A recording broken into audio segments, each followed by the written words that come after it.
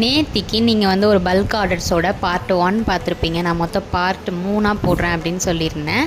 இது வந்து செகண்ட் பார்ட்டுன்னு வச்சுக்கோங்க. இதுவும் ஒரு ஜார்ஜெட் சாரீ தான். 3 டயரில் வந்து ஒரு மேக்ஸி ஸ்டிச் பண்ணியிருக்கோம். பஃப் ஹேண்ட் வச்சு ஸ்லீவுக்கு வந்து எலாஸ்டிக் வச்சு கொடுத்துருந்தேன். அடுக்கடுக்காக வரும் பார்த்தீங்களா, பட்டர்ஃப்ளை மாதிரி. அந்த மாடலில் வந்து நாங்கள் இதை ஸ்டிச் பண்ணியிருந்தோம்.